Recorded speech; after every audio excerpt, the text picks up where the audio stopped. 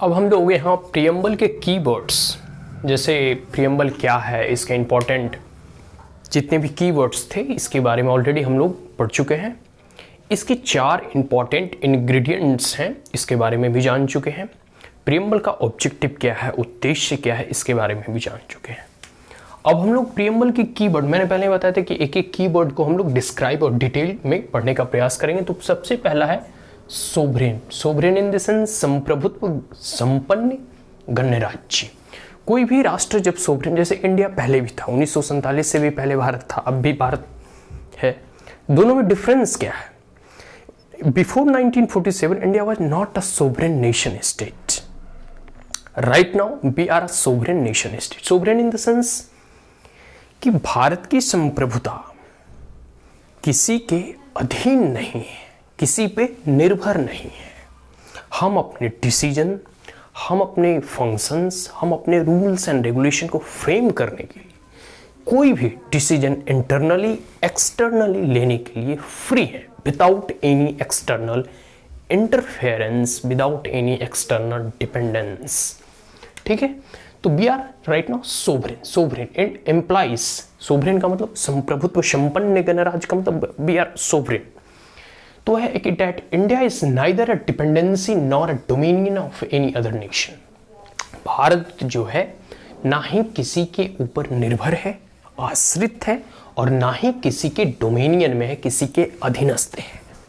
कहते हैं कि तुम भाई डोमिनेशन में रहो, मतलब तुम हमारे नीचे हो, तुम हमारे मतलब डिनोमिनेटर की जो भावना होती है ना, वही है। तो किसी के भी अधीनस्थ अब भारत नहीं है। भारत अब स्वतंत्र है, संप्रभुत्व संपन्न गणराज्य है।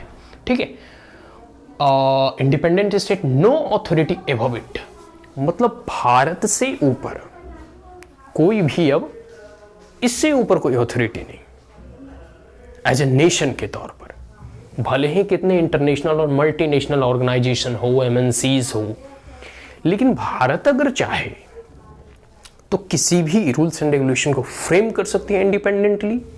कोई भी जो है यूएन के नियम कानून को चाहे तो रेक्टिफाई करे या तो उसे रेक्टिफाई ना करे।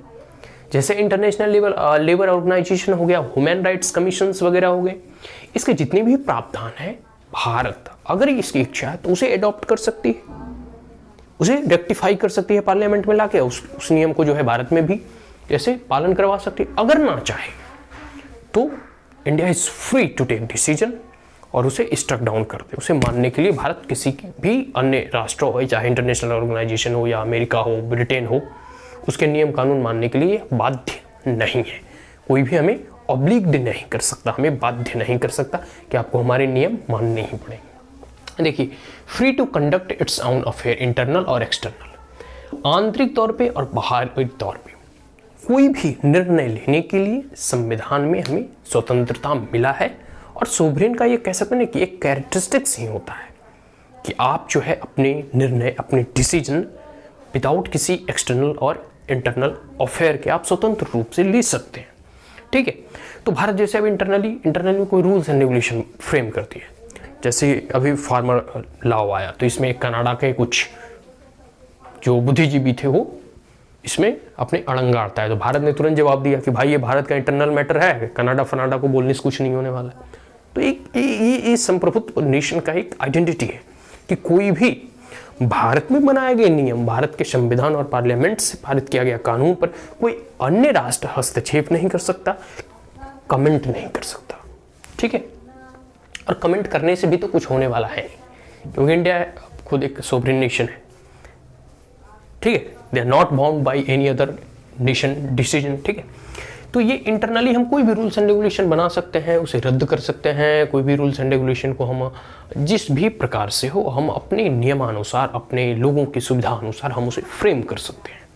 और एक्सटर्नली कोई भी हम फॉरेन रिलेशन, जैसे हमें पाकिस्तान के साथ रिश्ते कैसे रखने हैं, पाकिस्तान को कब हेल कर सर्जिकल स्ट्राइक करना है, हम किसी से पूछने नहीं जाएंगे। ठीक है, अमेरिका से नहीं पूछते जाएंगे भाई पाकिस्तान में हमें सर्जिकल स्ट्राइक करना, नहीं।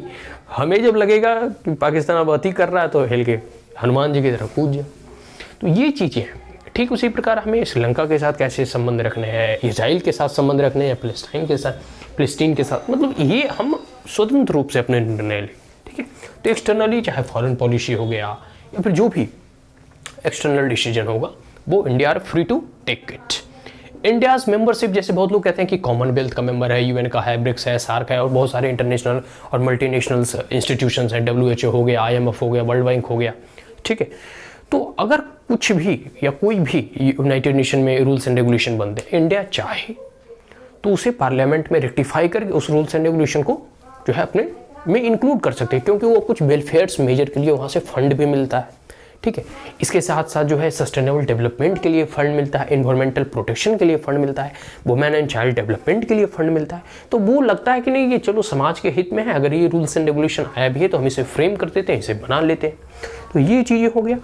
अगर भारत को लगता है कि नहीं यह भारत की संप्रभुता, भारत की एकता, भारत की अखंडता के ऊपर खतरा हो सकता है, तो उसे भी वही जो है मानने के लिए इनकार कर देगी। कोई पार्लियामेंट में पास नहीं होगा, उसे कह सकते हैं कि आते के साथ रिजेक्ट कर दे। जैसे बहुत सारे ऐसे जो बुद्धिजीवी होते हैं वेस्टर्न कंट्री के, जो बार बार ह्यूमन राइट्स पे भारत को क्रिटिसाइज करते हैं, डेमोक्रेसी के ऊपर लेक्चर देते हैं, जैसे अमेरिका वगैरह होता है, कभी कभी लेक्चर देता है। लेकिन देखते हो ट्रांसफर ऑफ पावर जब हो रहा था ट्रंप और बाइडेन के बीच में, तो कितना हंगामा हो गया।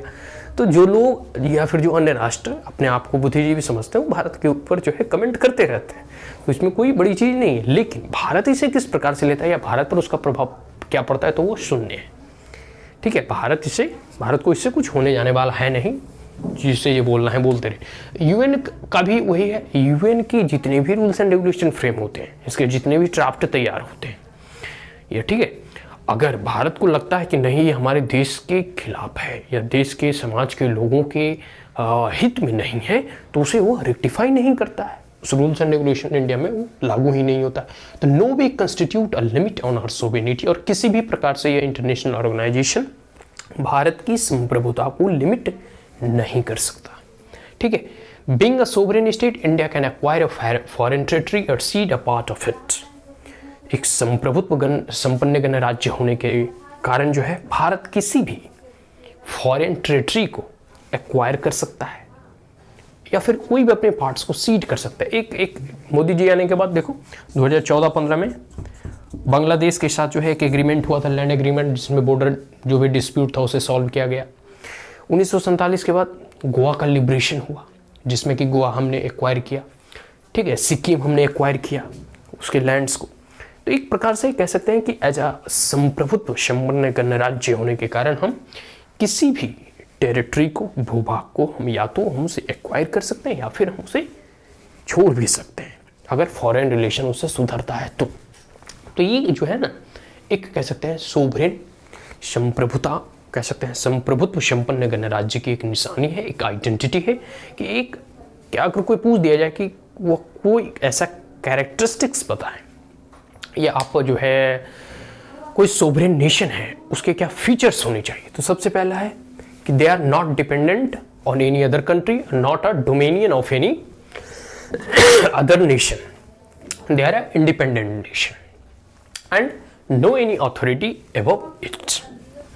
इसके बाद है वो अपने इंटरनल अफेयर और एक्सटर्नल अफेयर फ्री टू जो है कंडक्ट। इंडिया मेंबरशिप जो है अगर इंस्टीट्यूशन के भी हों, लेकिन वो किसी भी प्रकार इंस्टीट्यूशन वो उसकी संप्रभुता को जो है लिमिट नहीं करता।